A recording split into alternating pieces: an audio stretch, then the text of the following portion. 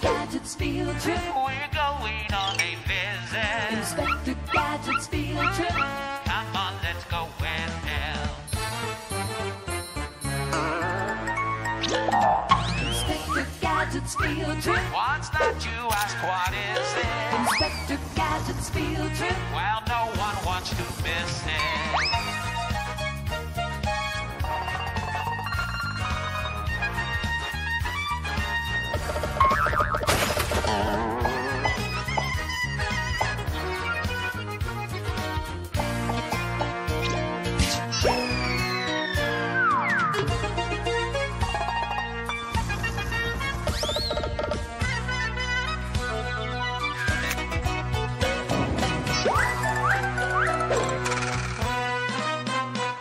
Inspector Gadget's field trip. We're going on a visit. Inspector Gadget's field trip. Come on, let's go with him. New places, new faces. Inspector Gadget's field trip. Inspector Gadget's field trip.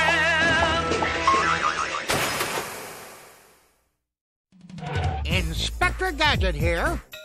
I did the breaststroke all the way from Spain across the Atlantic Ocean to the east coast of Florida.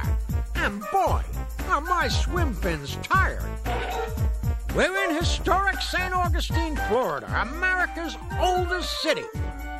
I've landed on the same beach where Spanish explorers touched ground back in the 1500s. Like the explorers, I'm here to investigate a very curious place, the Foutain of Youth.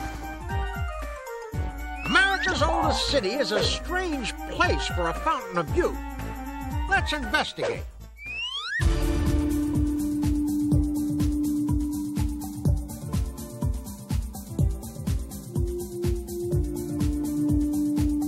This is no fountain. This is a fort, complete with moat. Kind of like a private river that surrounds it. The fort is called the Castillo de San Marcos, and it's considered the jewel of St. Augustine. If you don't believe me, check out the diamond-shaped ramparts at each corner. That's so they can shoot the cannons in all directions. This former fort is now a national monument. The fort's name is Spanish because it was built by the Spaniards starting in the year 1672. And the fort was never conquered. Stand clear! Make way for the king's troops! St. Augustine is a time warp. About 500 years ago, in the year 1513, Spanish explorer Don Juan Ponce de Leon sailed here and named the area La Florida. Legend has it Ponce de Leon was on a search for gold and mystical waters that would make you young forever. I suppose vitamins, exercise, and a good night's sleep didn't occur to him. Ponce de Leon planned to call the mystical water the Fountain of Youth, only he would have called it that in Spanish. Then in 1565, a Spanish conquistador named Don Pedro Menendez de Aviles followed Ponce de Leon and sailed to La Florida. Menendez de Aviles settled St. Augustine and declared the rest of La Florida a Spanish territory. As you probably already know, St. Augustine is the oldest continually populated city in the United States. If you're looking for the oldest anything, St. Augustine has the market cornered, at least in the United States. There's the old jail that was used to house old jailbirds in the 1800s. My second cousin, Turnkey Gadget, used to work here as night guard and alarm system. They had to let him go when they caught him picking his own pocket. Here's the oldest store museum. No, it doesn't sell old stores. It does have more than 100,000 authentic items and shows what life was like in the 1800s. Back then, you could come here for medicine, having a tooth pulled, getting a haircut, catching up on the gossip, or even buying some groceries. This is the oldest hardware store, called the Spanish Quarter Museum. Spanish colonists spent thousands of hours over red-hot anvils, hand-fashioning and hammering out every single tool, piece of equipment, and nail, and loving it.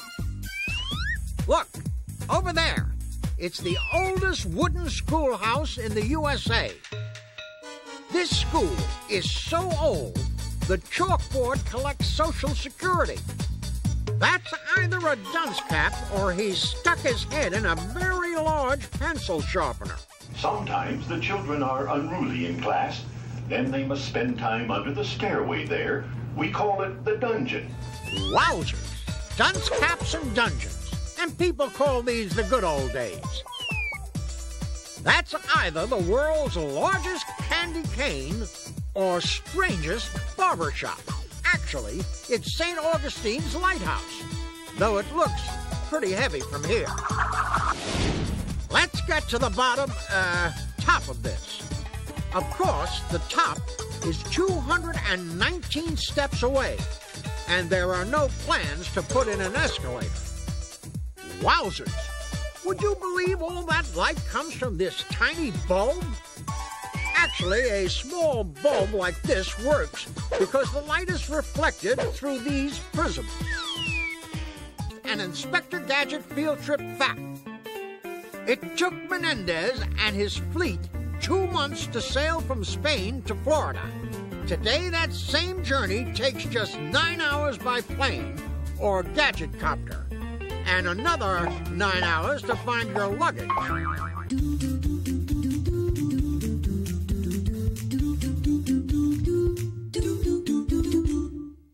Alligators, crocodiles, and birds, oh my! That's what you'll find in many parts of Florida.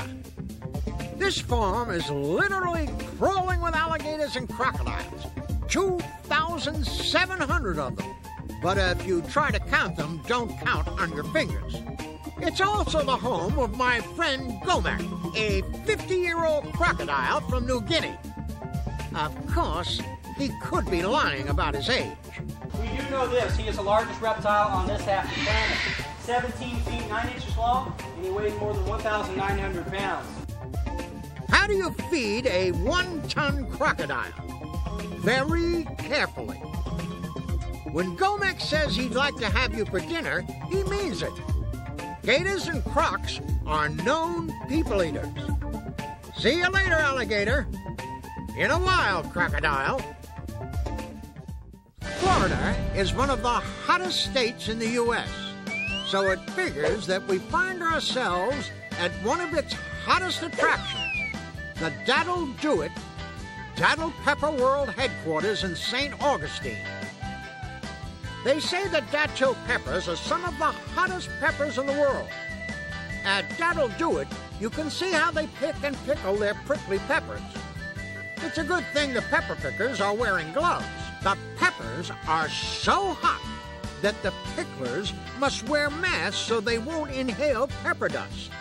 They had a guy named Peter Piper working here, but he picked a peck and retired to Pensacola.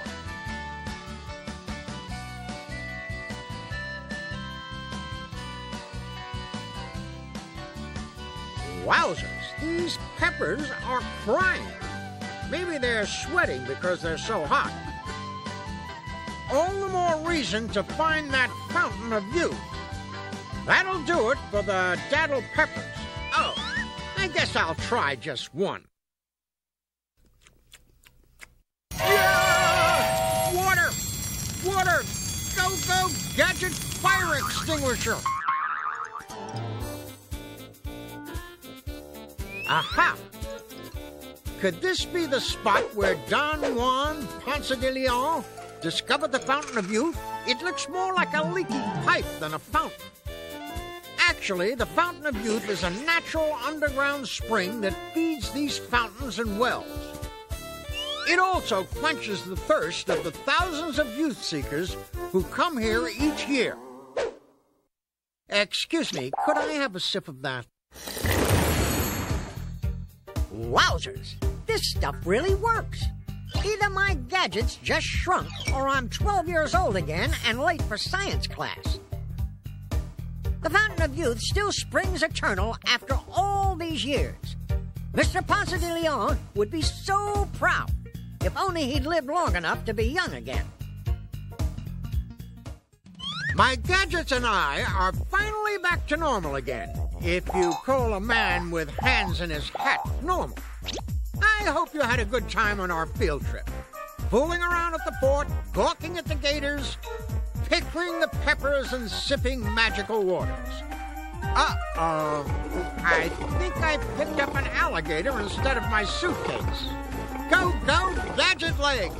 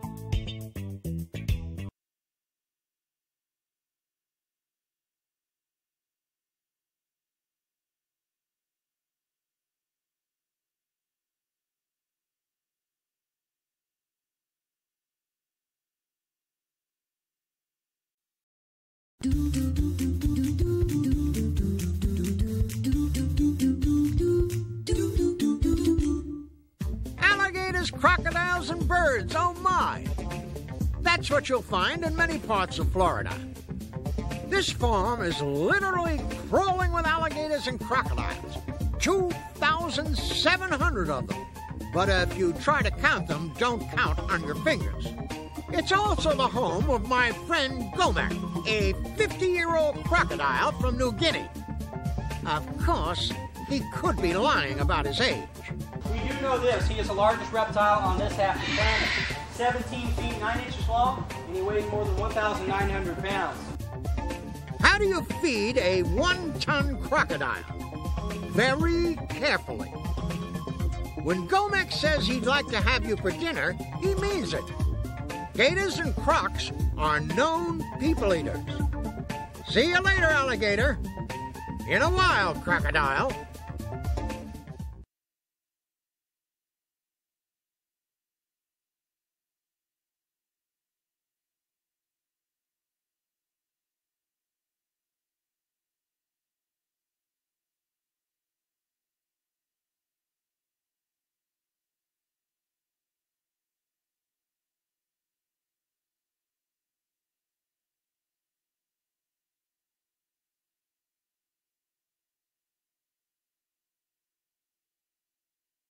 Here's the oldest store museum. No, it doesn't sell old stores.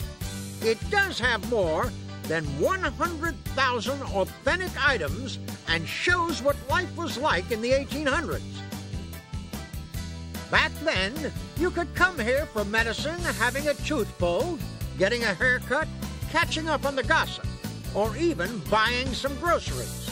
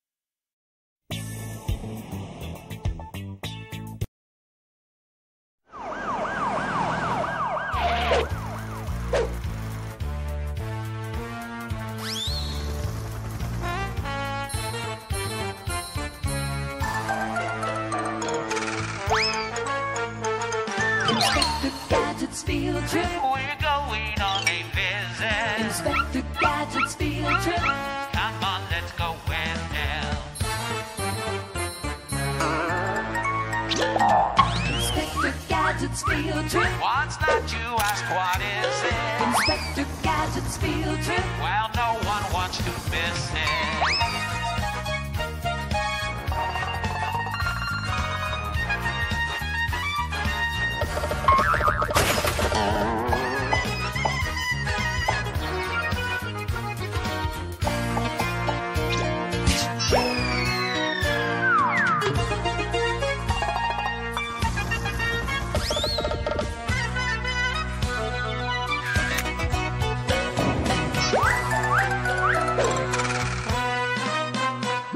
Inspector Gadget's field trip. We're going on a visit. Inspector Gadget's field trip.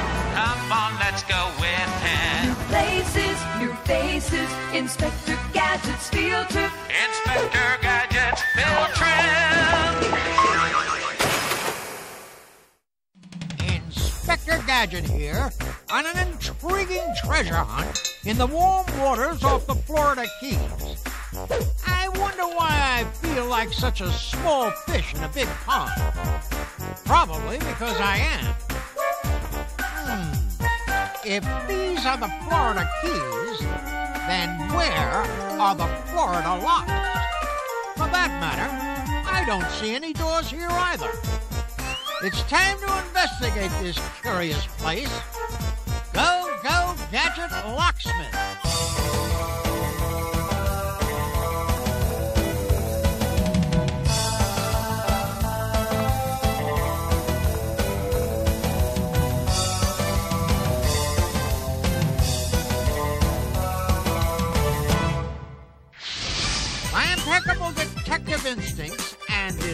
tourist brochure tell me the Florida Keys aren't keys at all. They're actually thousands of little islands which are strung together, reaching over 150 miles off the southern tip of Florida. The islands have fun names like Sugarloaf Key, Cujo Key, Little Duck Key, and Big Pine Key. Having the word key in the name seems to be the key. I'm getting a little keyed up myself. I think I should move on. Many of the keys are connected by a 113-mile-long overseas highway with 43 bridges. It's like connecting the dots, except you connect the keys. One bridge is almost 7 miles long. Wowzers! It's time to go to Key Largo, the biggest key in the whole key chain. Wowzers! According to my Gadget Dolphin Dictionary, this dolphin is saying that I need to improve my snorkeling skills. And who better to teach me than man's best underwater friend? After all, dolphins are the doggies of the sea, though the newspaper gets a little soggy when they fetch it. At Dolphins Plus in Key Largo, you can actually swim, frolic, tickle, pet, and play with the sea's friendliest mammals. Now, this is what I call interspecies interaction. You can see for yourself how these air-breathing, fun-loving sea animals are a lot like humans. They even talk to each other by making pulsing, squeaking, and clicking sounds. Would you believe a dolphin can take a breath and swim down 1,000 feet? Would you believe he can sing the Star-Spangled Banner without taking a breath? How about inflating a small balloon?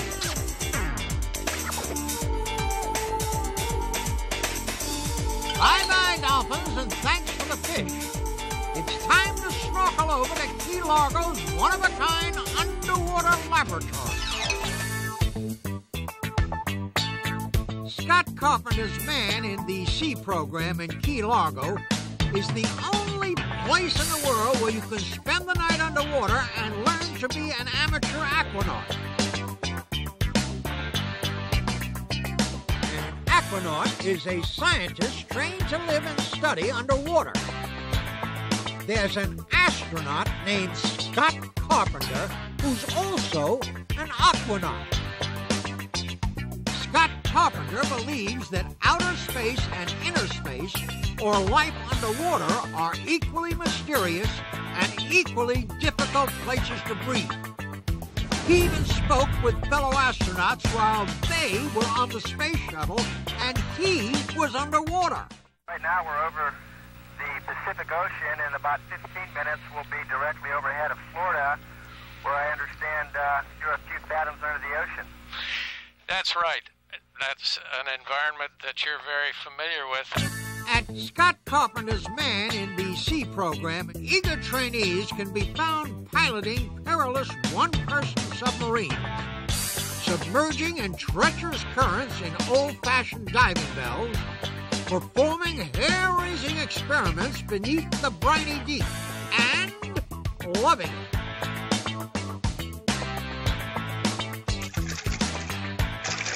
And here's an Inspector Gadget field trip fact. The name Florida Keys is actually a mistake. When the Spaniards settled Florida in the 1500s, they called the area Keos, meaning little island.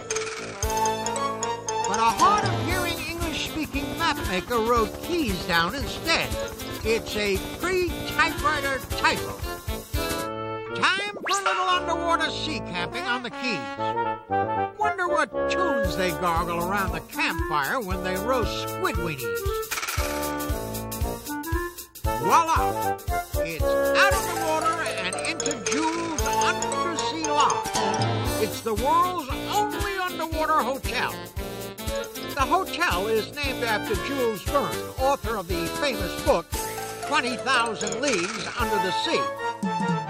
Jules Undersea Lodge will have to settle for 5 cabins, or 30 feet. 2 bedrooms, a TV, VCR, a kitchen, and a phone. And check out the thick porthole windows. Now I know what my pet goldfish feels like.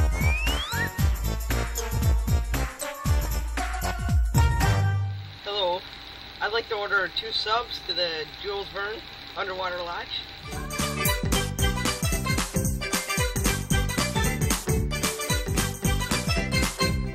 Now that's a real submarine sandwich. Periscope not included. All this undersea life whet my appetite for the real treasure of the deep. There's gold in them our waters. Let's head for the waters of Key West. Go, go, Gadget roller skates. When you get to Key West, stop. You can't go any farther south in the continental United States. I guess that's why that sign's behind me. Go, go, Gadget scuba gear. Wowzer. We found the treasure. Or they found the treasure. I know with my keen detective skills I could have helped. Led by Master Treasure Hunter, Mel Fisher, a team of divers found more than a king's ransom of wet wealth on the bottom of the ocean floor near Florida. Many of these items are on display at the Mel Fisher Maritime Heritage Center in Key West. 161 gold bars and discs, over 1,000 silver bars, gold chains up to 60 feet long. They also found millions of dollars worth of emeralds and gorgeous gadgets that were part of the treasure trove of the sunken Atocha that sunk off the coast of Florida in 1622.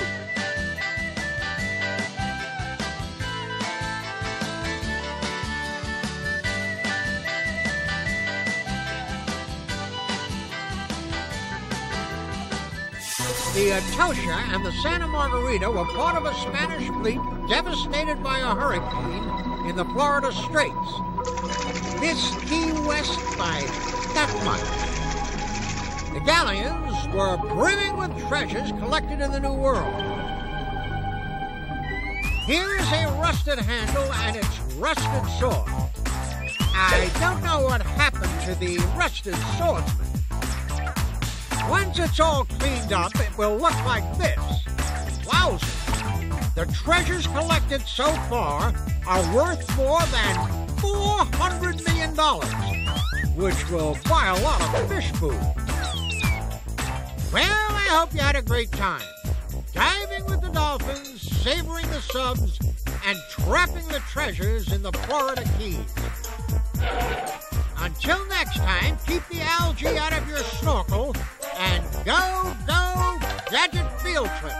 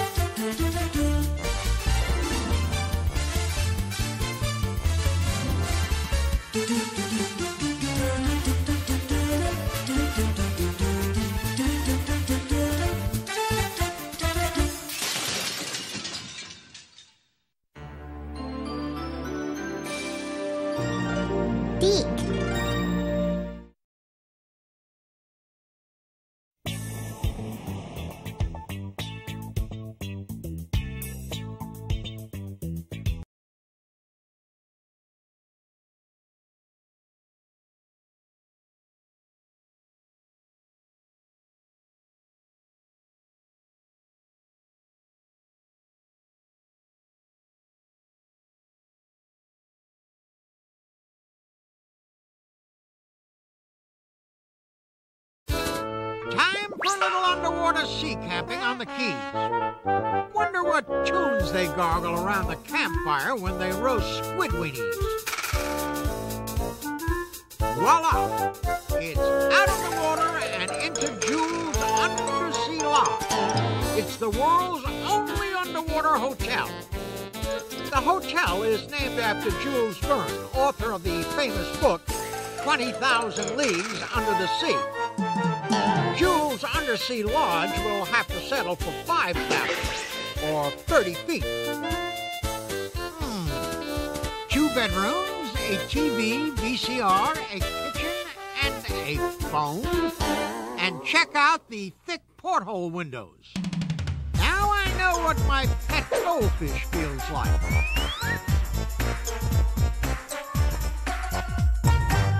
Hello.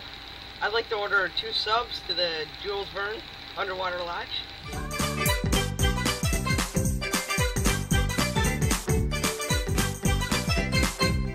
Now that's a real submarine sandwich. Periscope not included.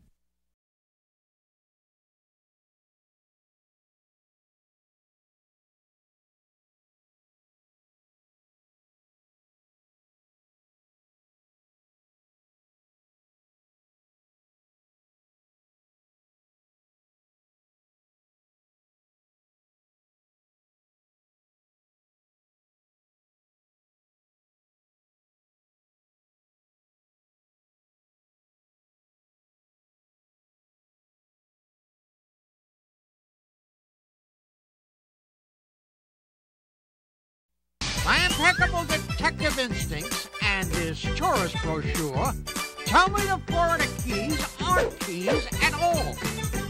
They're actually thousands of little islands which are strung together, reaching over 150 miles off the southern tip of Florida. The islands have fun names like Sugarloaf Key, Cujo Key, Little Duck Key, and Big Pine Key. Having the word key in the name seems to be the key. I'm getting a little keyed up myself. I think I should move on.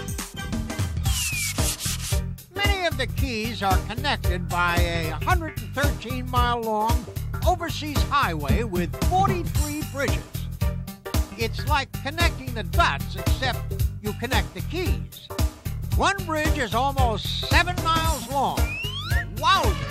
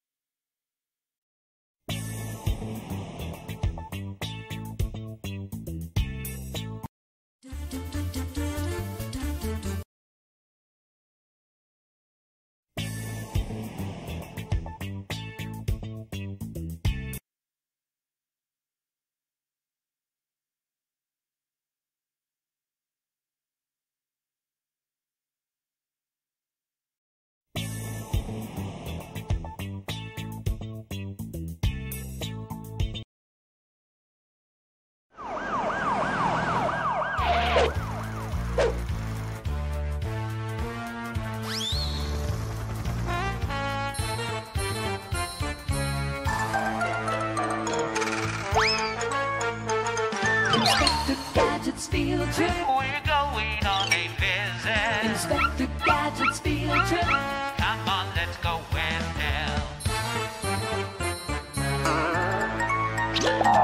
Inspector Gadget's field trip. What's that, you ask? What is it? Inspector Gadget's field trip. Well, no one wants to miss it.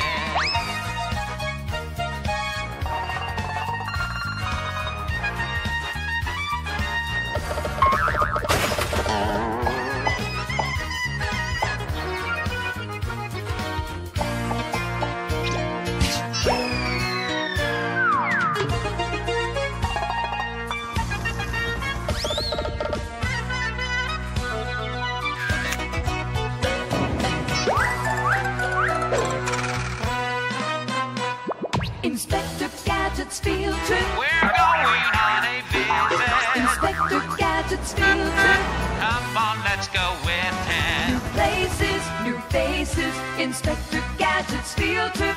Inspector Gadget's field trip.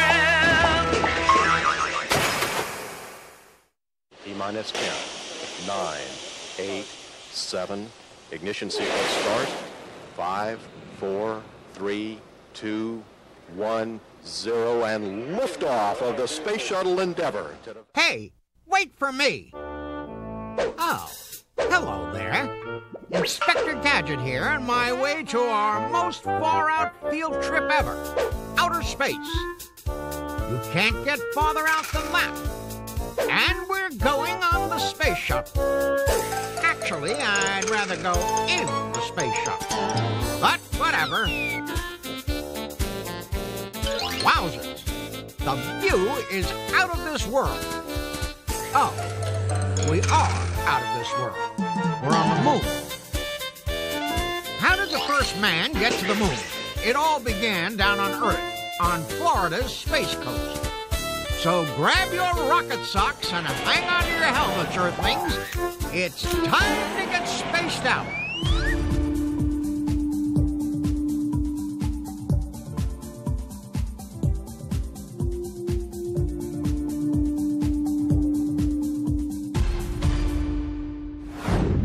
If you're a space case, Florida's space coast is your cup of liquid oxygen. It's got everything you wanted to know about space and the world's only active space shuttle launching pad. But why is Space Coast USA on the east coast of Central Florida? Aside from the terrific view, Florida has lots of open space. No pun intended. And good year-round launching weather. Besides, being near the ocean is good for collecting dropped spare parts. In the early days, this is where the space capsules came down. For hundreds of years before the Space Coast existed, mankind dreamed of flying to and landing on the moon.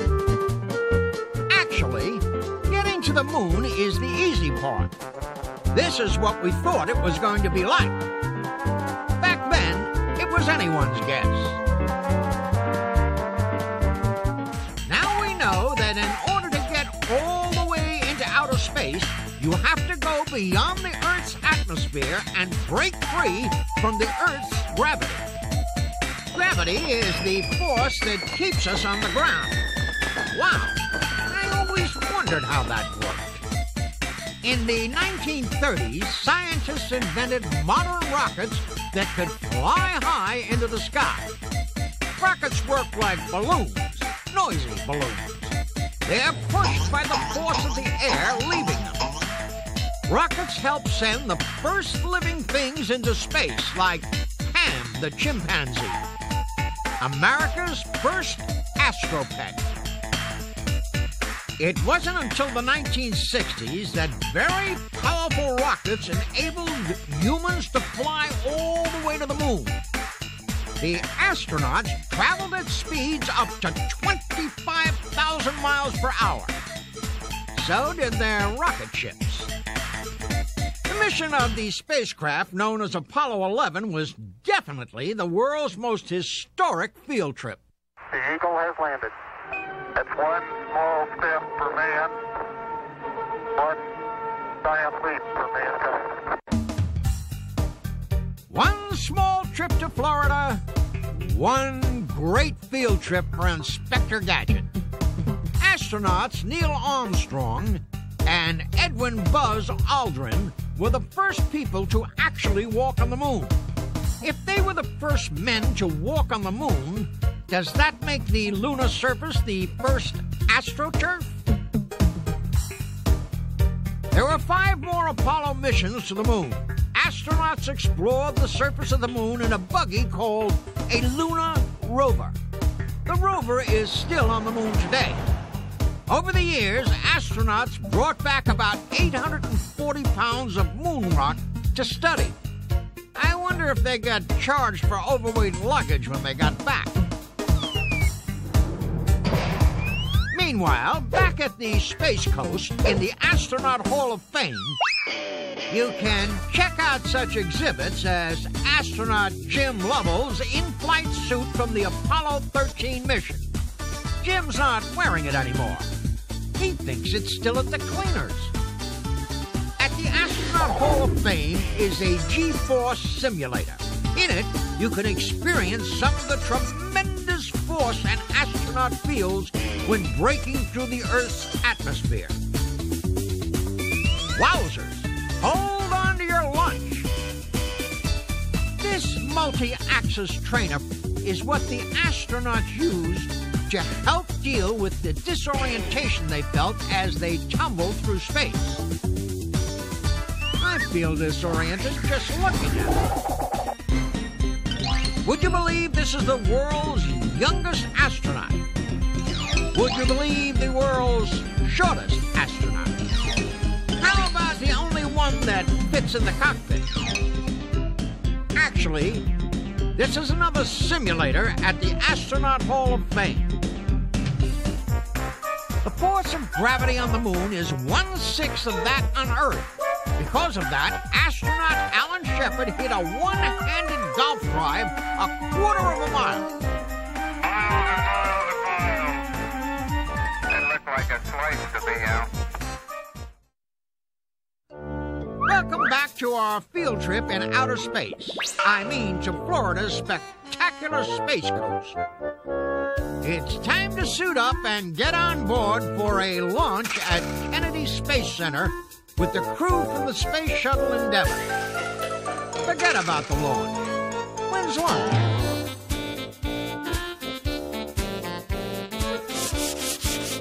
NASA, which stands for the National Aeronautics and Space Administration, got tired of making new rockets every time they wanted to go into space. So they invented the reusable space shuttle. Then they can reuse it and not lose it.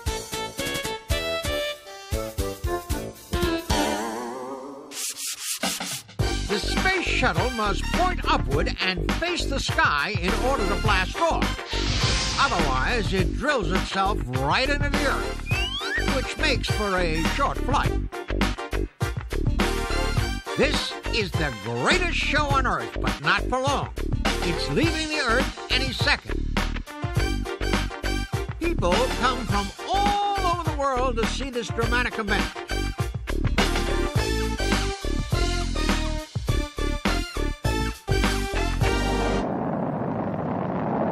The shuttle rides piggyback on a super rocket which carries it into space. 2 minutes after launch, when the shuttle's traveling almost 3,000 miles per hour, its 2 rocket boosters fall to Earth. Hey, watch out below!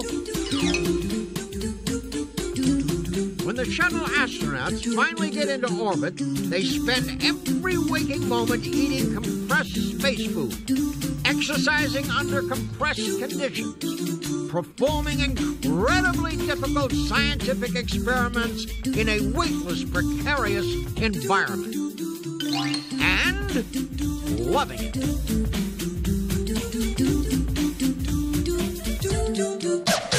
Extravehicular activity is a fancy name for spacewalk. Spacewalk is a polite name for flopping around in zero gravity.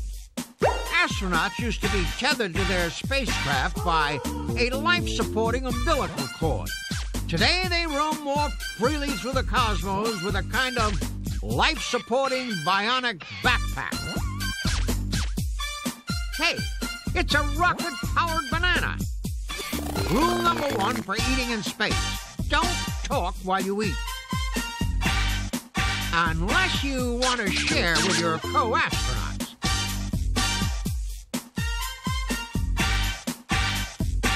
Things are a lot lighter up in space. For instance, this mere 1,200-pound satellite can be tossed around like a volleyball, though you can only score points on your own serve. This is a space shuttle slumber party. This is not the time or place for sleepwalking. Wake up, astronauts. Everybody out on the street for volleyball. Re-entry. Approaching the runway, the space shuttle doesn't use any power. The space shuttle must land like a glider, so the astronauts have only one chance to get it right. Endeavour is rolling out on runway 33 at the Kennedy Space Center, completing its 11th mission in space, 161 orbits of the Earth, traveling 4.1 million miles. Touchdown! Phew! Another successful shuttle landing. Well, Earthlings, hope you had a blast in space and on the ground at Florida's Space Coast. Go, go, Gadget Field Trip!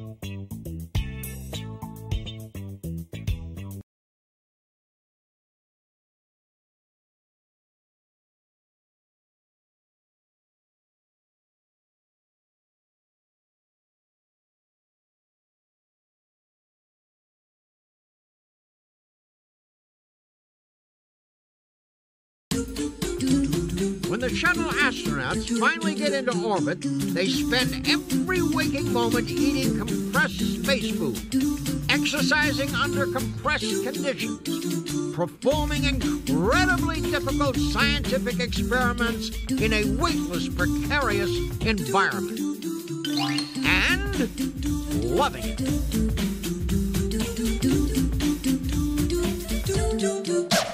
Extravehicular activity is a fancy name for spacewalk. Spacewalk is a polite name for flopping around in zero gravity.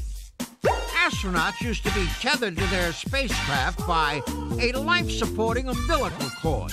Today they roam more freely through the cosmos with a kind of life-supporting bionic backpack. Hey, it's a rocket-powered banana. Rule number one for eating in space: don't talk while you eat. Unless you want to share with your co-astronauts.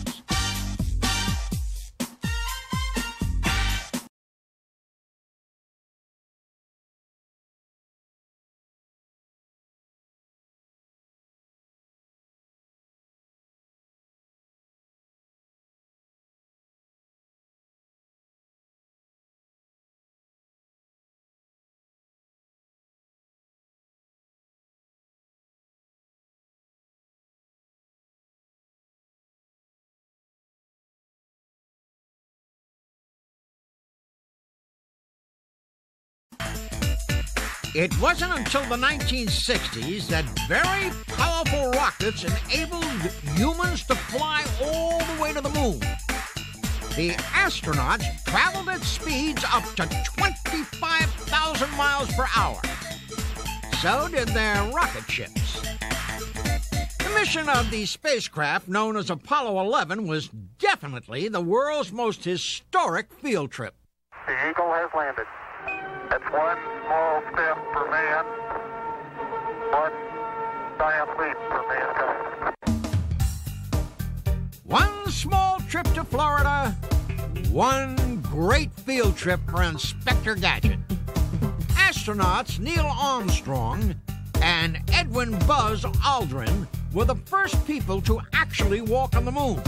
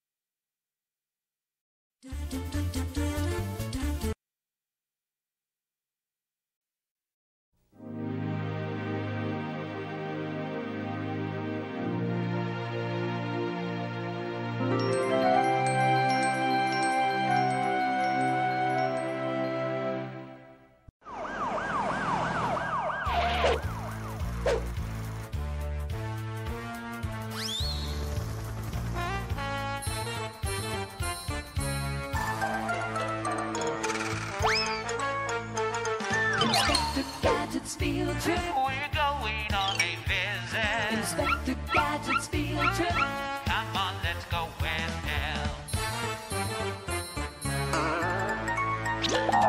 Inspector Gadget's field trip. What's that, you ask? What is it? Inspector Gadget's field trip. Well, no one wants to miss it.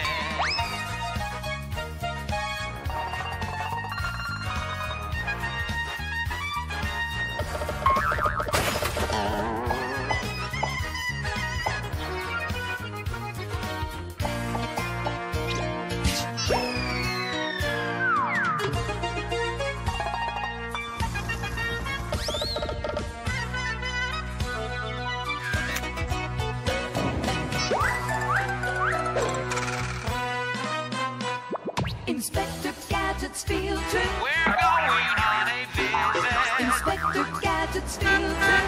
Come on, let's go with him. New places, new faces. Inspector Gadget's field trip. Inspector Gadget's field trip.